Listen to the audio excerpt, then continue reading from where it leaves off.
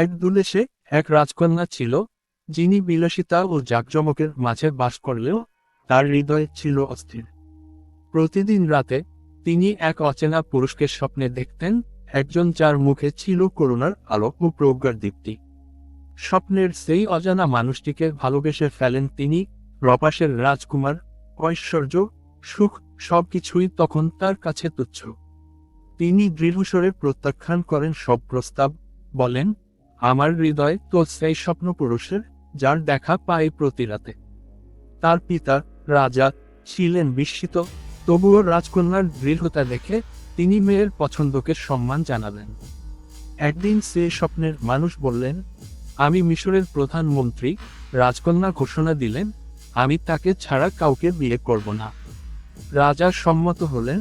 এক রাজকন্যার স্বপ্নের সন্ধানে যাত্রা শুরু হলো। রাজকন্যা আশায় বুক বেঁধে মিশরে এলেন, কিন্তু বিয়ের রাতে ভেঙে পড়ল তার হৃদয়। এই পুরুষ তো তার স্বপ্নের সেই মানুষ নন। ভুল স্বপ্ন নাকি ভুল বাস্তবতা, কোনটা তাকে প্রতারিত করল? পরিচিত রাজপ্রাসাদ ছেড়ে তিনি এলেন এক অচেনা দেশে।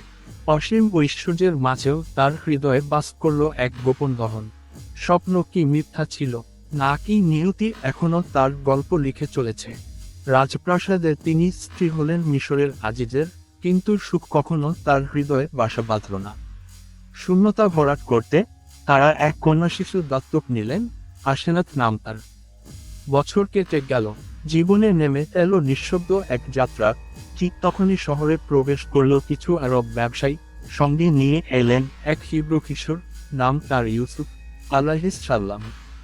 রাজকন্যা জুলেখা তাকে দেখে স্তব্ধ হয়ে গেলেন, সময় যেন থমকে দাঁড়ালো। এই তো সেই পুরুষ, তার স্বপ্নের প্রেমিক ইউসুফ আলাইহিস সালাম। এখন তারই গৃহে, সেই রাজপ্রাসাদের ছাদতলে। ভুলে যাওয়া স্বপ্ন আবার জেগে উঠল, কিন্তু এবার তা প্রেম নয়, তা হয়ে উঠল এক অনিয়ন্ত্রিত মোহ, এক বেদনাবিধুর কামনা। জুলেখা ছুটে বেড়ালেন, প্রতিটি অজুহাত খুঁজে বের করলেন ইউসুফের কাছে যাওয়ার। তার ভালোবাসা হয়ে উঠল যন্ত্রণা, অবশেষে তিনি খুলে বললেন তার স্বপ্নের কথা, তার বিশ্বাসের কথা, যে তারা একে অপরের জন্যই সৃষ্টি। কিন্তু ইউসুফ আলাইহিস সালাম ছিলেন অটল। তিনি কখনো বিশ্বাসঘাতকতা করলেন না, না আল্লাহর প্রতি, না আজিজের প্রতি। জুলেখার হৃদয় ভেঙে গেল, তবু তার মোহ থামল না। প্রেম আর মোহের মাঝে সীমারেখা বিলীন হয়ে গেল। একদিন তিনি ইউসুফ আলাইহিস সালাম কে জোর করে আটকে রাখতে চেষ্টা করলেন, পেছনে থেকে ধরে টান দিলেন তার জামা। ঠিক সেই সময় ফিরলেন আজিজ। জুলেখা কান্নায় ভেঙে পড়লেন, অভিযোগ করলেন ইউসুফের বিরুদ্ধে। কিন্তু এক জ্ঞানী প্রস্তাব দিলেন, যদি জামা পেছনে থেকে ছেঁড়া হয়, তবে ইউসুফ আলাইহিস সালাম নির্দোষ। এবং ঠিক তাই হলো। আজিজ বুঝলেন সত্যি, তবুও সম্মানের কথা ভেবে ইউসুফ আলাইহিস সালাম কে পাঠালেন কারাগারে। গল্প ছড়িয়ে পড়ল শহরময়। নারীরা হাসাহাসি করল জুলেখাকে নিয়ে। তাদের থামাতে জুলেখা আয়োজন করলেন এক ভোজের। ইউসুফ আলাইহিস সালাম কে আনলেন সেই সভায়।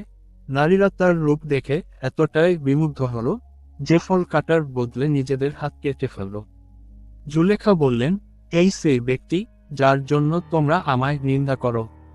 তোমরা শুধু একবার দেখেছ, আমি তো প্রতিদিন তাকে দেখি। তবুও ইউসুফ আলাইহিস সালাম বন্দী থাকলেন।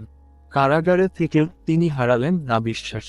স্বপ্নের ব্যাখ্যা দিয়ে হয়ে উঠলেন সম্মানিত। একদিন ফেরাউন দেখলেন এক রহস্যময় স্বপ্ন।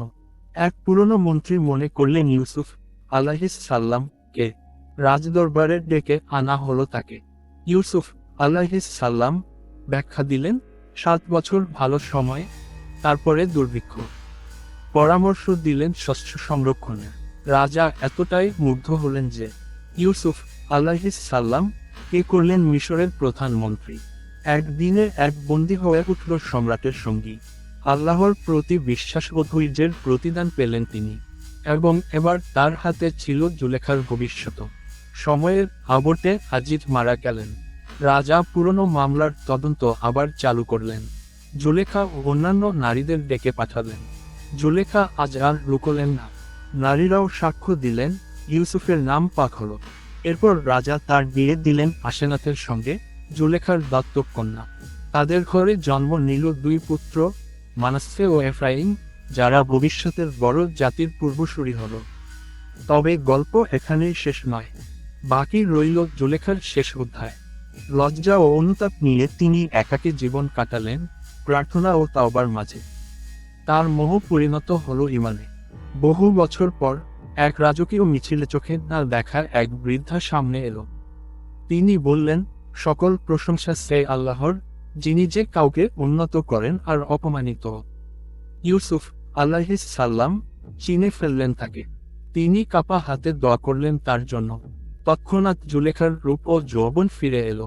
তাদের বিয়ে হলো, তবে এবার তা ছিল শুধুই আত্মিক ভালোবাসা, অনুশোচনা ও ঈমানের মিলন।